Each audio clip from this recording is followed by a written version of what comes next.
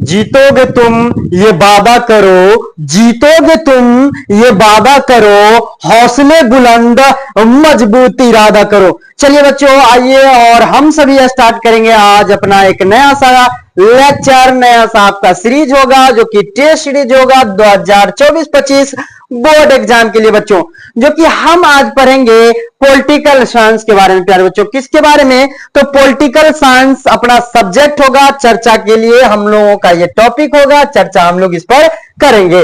अपने चैप्टर का नाम होगा लोकतंत्र में सत्ता की साझेदारी। क्या होगा बच्चों? लोकतंत्र में सत्ता की साझेदारी। पहले तो हम लोग बात करेंगे कि लोकतंत्र क्या होता है, लोकतंत्र क्या होता है, इसके बाद सत्ता में साझेदारी बच्चों कैसे होती है और क्या होता है, इसके बारे में हम लोग प्यारे बच्चों चर्चा करेंगे। तो आशा और उम्मीद करता हूं कि आप लोग बहुत ही हेल्दी, स्वस्थ और बहुत ही जबरदस्त तरीके से अपने बोर्ड एग्जाम 2025 का बच्चों प्रिपरेशन कर रहे होंगे।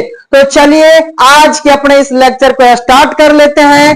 अगर आप चैनल पर पहली बार आ रहे हैं बच्चों, तो चैनल को जरूर सब्सक्राइब कर लीजिएगा, बेल आइकन प्रेस कर लीजिएगा। साथ ही साथ अगर आप 2025 में बच्चों टॉपर बनना चाहते हो, टॉपर बनना चाहते हो बच्चों, तो इस चैनल को जरूर सब्सक्राइब कर ही लेना है, क्योंकि आपको प्रत्येक चैप्टर का, प्रत्येक विषय का जो है, प्रत्येक सब्जेक्ट का जो प्यारे बच्चों आपको यहाँ पर सॉल्यूशन, एक्सप्लेनेशन दिया जाएगा और बहुत ही जबरदस्त तरीके से आप सभी को यहां पर तैयारी करवाई जाएगी। तो चलिए लेट्स गो, स्टार्ट करते हैं हम लोग बिना देरी करते हुए अपने पहले प्रश्न को। तो हम लोग पहले बात कर लेते हैं बच्चों लोकतंत्र के बारे में। किसके बारे में? लोकतंत्र के बारे में। तो एक व्यक्ति थे जिनका नाम था प्यारे बच्चों अब्राहम लिंकन। अगर उनके शब्दों में देखा जाए तो उन्होंने बताया था कि लोकतंत्र जनता का, जनता के लिए तथा जनता के द्वारा किया गया शासन होता है। अगर आम तौर पर बात करें प्यारे बच्चों कि क्या लोकतंत्र का जो अब्राहम लिंकन महोदय ने परिभाषा दिया, इसमें परिभाषा कहां तक सटीक है, कहां तक सही है? तो प्यारे बच्चों हम जानते हैं कि राजतंत्र में जो होता है राजाओं का शासन होता है, लेकिन बच्चों हम लोग ये जानते हैं कि लोकतंत्र में प्यारे बच्चों क्या होता है, तो जनता का शासन होता है। कोई व्यक्ति, इसी जनता में से कोई व्यक्ति प्रतिनिधि के रूप में चुनाव लड़ता है और उसी जनता में से कोई उसको क्या करता है, मत देता है, और अधिक मत जो प्राप्त करते हैं जनता मतलब प्रतिनिधि, वही क्या करते हैं, सरकार का गठन करते हैं। तो इसको हम लोग क्या कहेंगे बच्चों? सत्ता, लोकतंत्र कहेंगे। क्या कहेंगे? लोकतंत्र। अब अपना बात रहा सत्ता में साझेदारी, मतलब लोकतंत्र में शासन प्रशासन को संचालित करने के लिए, है ना, जो सीट की आवश्यकता होती है, अगर एक पार्टी नहीं ला पाती तो कई पार्टी, 2, 3, 4, 5 पार्टी मिलाकर के जो है उसको पूरा करती है। तो मतलब हुआ ना सत्ता की साझेदारी, मतलब कि सरकार बनाने के लिए साझेदारी कर रहा है, हिस्सेदारी कर रहा है। इसी को हम लोग क्या कर रहे हैं, कहेंगे, तो इसी को हम लोग कहेंगे लोकतंत्र में सत्ता की साझेदारी कहेंगे। तो चलिए बेसिकली आप सभी को क्लियर होगा लोकतंत्र में सत्ता की साझेदारी चैप्टर का जो नाम है। इसमें बच्चों इस चैप्टर में जो हम लोगों को दिया गया है, विश्व के कई देशों का जो है बच्चों क्या दिया गया हम लोगों को, उदाहरण दिया गया है। विश्व के कई सारे देश, यहां पर किस तरह से लोकतंत्र आया, कैसे वहां पर भेदभाव हुआ, क्या हुआ, नहीं हुआ, मतलब कि देश की, वैश्विक देशों की गतिविधियों के बारे में जो है हम लोगों को बताया गया है। बेसिकली चर्चा इस बात पर किया गया है कि आपको पता होगा कि लोकतंत्र में जनता का शासन होता है, मतलब लोकतंत्र में जनता को सबसे ऊपर, सर्वोपरि रखा जाता है। लेकिन इसी जनता के बीच जो है प्यारे बच्चों विश्व के कई देशों का जो है यहां पर उदाहरण प्रस्तुत किया गया है। विश्व के कई सारे देशों का उदाहरण प्रस्तुत किया गया है, जहां पर धर्म के आधार पर, जाति के आधार पर, रंग के आधार पर, क्षेत्र विशेष के आधार पर, है ना, कई सारे आधार पर जो बच्चों भेदभाव देखा गया है। लोकतांत्रिक देश में अगर आप एक देश के अंदर अपने ही देशवासियों से अगर आप भेदभाव करेंगे तो ये कहीं से भी लोकतंत्र के लिए प्यारे बच्चों सही नहीं है। इसी तथ्य को जो है हम लोगों को बताने के लिए, हम लोगों तक पहुंचाने के लिए ये चैप्टर जो है प्यारे बच्चों आपको क्लास 10th में पढ़ने के लिए दिया गया है। आप सभी को बहुत ही शानदार और बहुत ही जानदार तरीके से बच्चों यहां पर दिया गया है। तो सबसे पहला जो आपका प्रश्न निकल के आएगा, यह प्रश्न क्या कहता है, श्रीलंका में भेदभाव का आधार क्या है। प्यारे बच्चों हमने अभी बताया कि यहां पर आप सभी को भेदभाव के बारे में पूछा जाएगा, समझा जाएगा, देखा मतलब देखने को दिया जाएगा। तो देखिए बात करते हैं हम लोग श्रीलंका के बारे में। प्यारे बच्चों ये अपना भारत है, भारत का हमने बताया आपको कि ये क्या है, तो ये तटीय सीमा है ना, तटीय सीमा। भारत का एक पड़ोसी देश है नीचे में, तटीय सीमा रेखा से मतलब तटीय पड़ोसी देश है श्रीलंका। क्या नाम बच्चा, श्रीलंका नाम है। यहां पर किस आधार पर बच्चों भेदभाव देखा गया है, तो यहां पर प्यारे बच्चों आपका भाषाई आधार पर भेदभाव देखा गया है। किस आधार पर प्यारे बच्चों, तो भाषाई आधार पर भेदभाव देखा गया है। जबकि यहां पर सिहली भाषा, सिहली, सिहली क्या बच्चा, सिहली भाषाई लोग जो है यहां पर अधिक है, इसीलिए यहां श्रीलंका जो अपना सिहली भाषाई लोगों का देश कहा जा सकता है। याद रखेंगे आप लोग बहुत ही शानदार तरीके से। चलिए अगला आपका प्रश्न निकल के आएगा, प्रोटेस्टेंट संप्रदाय किस धर्म से संबंधित है। प्यारे बच्चों प्रोटेस्टेंट जो है आपका ये किस धर्म से संबंधित है संप्रदाय, तो ना ही आपका हिंदू से है, ना ही मुस्लिम से है, ना ही सिख से है, तो बच्चों ये जो आपका ईसाइयों से है। किससे बच्चों, तो ये ईसाइयों से है, ईसाई धर्म से यानी कि अंग्रेजों से संबंधित है। किससे बच्चों, अंग्रेजों से संबंधित है। चलिएगा नेक्स्ट प्रश्न आपका निकल के आएगा आपके स्क्रीन पे, जो कि बहुत ही जबरदस्त होगा। चलेगा हम लोग चर्चा करेंगे अब अपने अगले प्रश्न पर।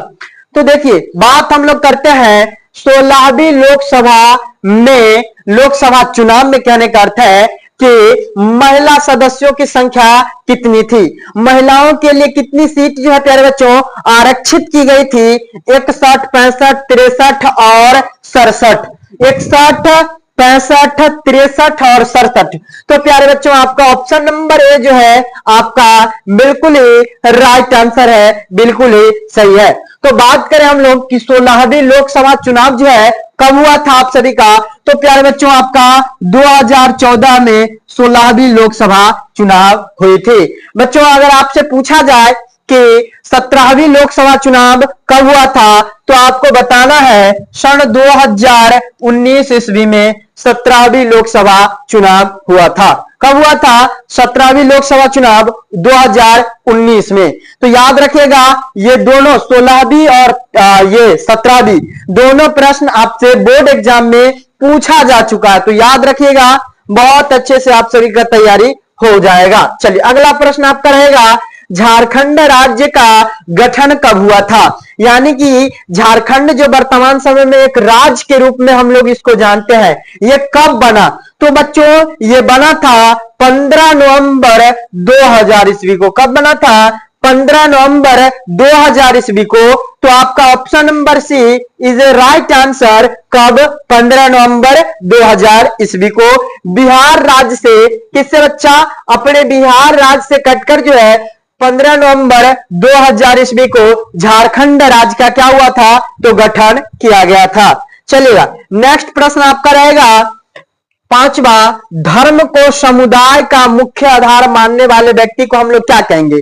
धर्म को, है ना, धर्म को समुदाय का मुख्य जो आधार मानता है व्यक्ति, उसको हम लोग क्या कहेंगे, तो हम लोग उसको जातिवादी कहेंगे, या फिर धर्मनिरपेक्ष कहेंगे, या फिर सांप्रदायिक कहेंगे, या फिर आदर्शवादी कहेंगे। तो बच्चों हम लोग उसको कहेंगे सांप्रदायिक व्यक्ति।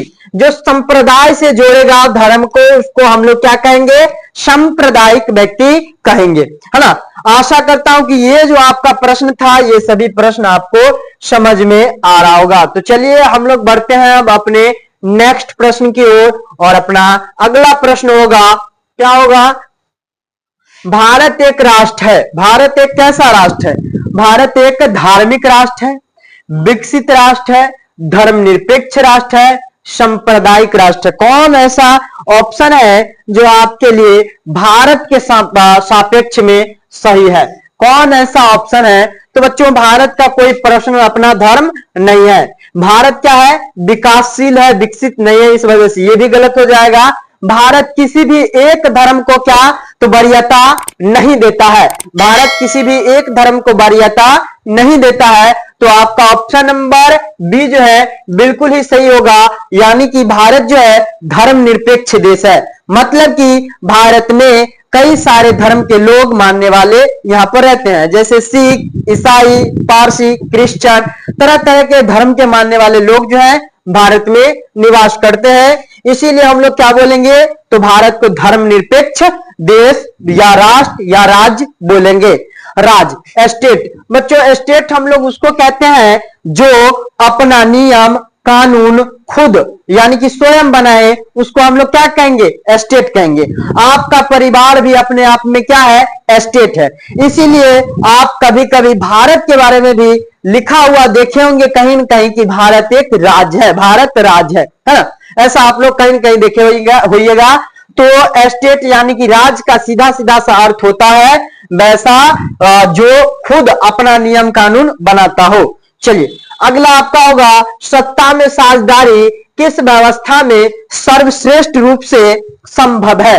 किस व्यवस्था में जो है भारत मतलब किस व्यवस्था में सत्ता में साझेदारी सबसे सर्वश्रेष्ठ माना जा सकता है? तो अगर हम लोग बात करें राजतंत्र में, बच्चा तो राजतंत्र में राजाओं का शासन होता है, उसको किसी भी तरह से सत्ता में साझेदारी करने की आवश्यकता नहीं होती है। अगर बात करें हम लोग क्या है निरंकुशवाद का, तो निरंकुश जब है तो निरंकुश कहीं न कहीं होगा, उसमें भी हम लोगों को सत्ता में साझेदारी करने की आवश्यकता नहीं होगी। अगर हम लोग बात करें अधिनायक तंत्र की, तो ये भी क्या है? तो एक तरह से हम लोग कह सकते हैं कि ये भी सही शासन प्रणाली नहीं है। तो एक ही आपका ऑप्शन बच रहा है, वह है लोकतंत्र, जिसमें सत्ता की साझेदारी देखी जा सकती है। मतलब कि वहां पर है शासन प्रशासन को संभालने के लिए, संचालित करने के लिए एक पार्टी दूसरे पार्टी के साथ सत्ता में साझेदारी करती है, अर्थात गठबंधन करती है, और जितना मत चाहिए होता है उतना मत क्या करती है? तो प्राप्त करती है, और फिर जाके क्या करती है? संचालन करती है। तो आपका option number B is right answer हो जाएगा। चलिएगा नेक्स्ट प्रश्न, सत्ता में साझेदारी का अच्छा उदाहरण प्रस्तुत करने वाला राष्ट्र कौन सा है? सत्ता में साझेदारी को सबसे सही ढंग से प्रस्तुत कौन सा राष्ट्र किया है? क्या यूगोस्लाविया किया है, श्रीलंका किया है, बेल्जियम किया है, या फिर अपना पाकिस्तान जो है अपना पुत्र ई किया है? कौन किया बच्चा? तो आपका सही उत्तर जो आ जाएगा वह आ जाएगा बेल्जियम। क्या? बेल्जियम। बेल्जियम में भी कई आधार पर भेदभाव देखा गया है, लेकिन इसमें जो आपका इन चारों ऑप्शन में जो सटीक आंसर आएगा वह आ जाएगा बच्चा आपका कौन सा? बेल्जियम, ऑप्शन नंबर सी।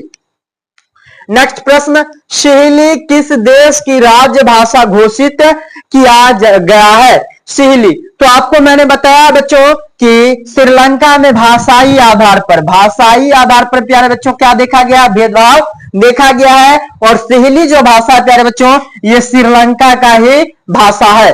तो यहीं पर जो है प्यारे बच्चों सिहली को राज्य भाषा घोषित किया गया है। चलेगा अगला आपका प्रश्न आ जाएगा प्यारे बच्चों, श्रीलंका में सामाजिक विभाजन किस स्तर पर देखा गया है? किस स्तर पर है?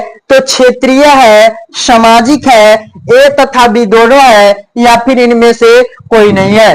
तो आपका सही उत्तर जो प्यारे बच्चों आ जाएगा वह आ जाएगा आपका कौन सा? तो ऑप्शन नंबर आपका ये जो आपको दिख रहा है कौन सा? ए बी दोनों, मतलब क्षेत्रीय और सामाजिक। समाज में ही तो अगर हम लोगों को भेदभाव देखने को मिलेगा, तो भेदभाव जो हम लोग चाहे भारत की जनता क्षेत्र विशेष के आधार पर करे, धर्म के आधार पर करे, या फिर किसी भी आधार पर भारतीय जनता अगर भेदभाव करती है तो समाज में ही तो करेगी।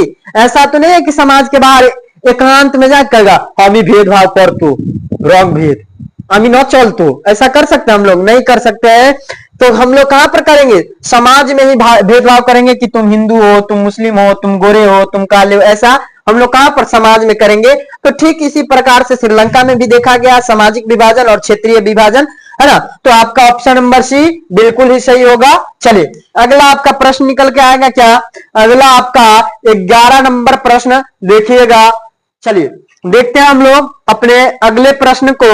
निम्नलिखित में से कौन राजनेता जातिगत भेदभाव से मुक्त समाज के निर्माण में, है ना, अपना योगदान देने के पक्ष में थे। कौन कौन समाज में भेदभाव नहीं करना चाहते थे, कौन कौन ऐसे राजनेता थे जो भेदभाव नहीं करना चाहते थे। तो आप जानते होइएगा डॉक्टर बी.आर. अंबेडकर साहब के बारे में, भीमराव अंबेडकर साहब, या फिर स्वामी जी के बारे में, या फिर राम मनोहर लोहिया के बारे में।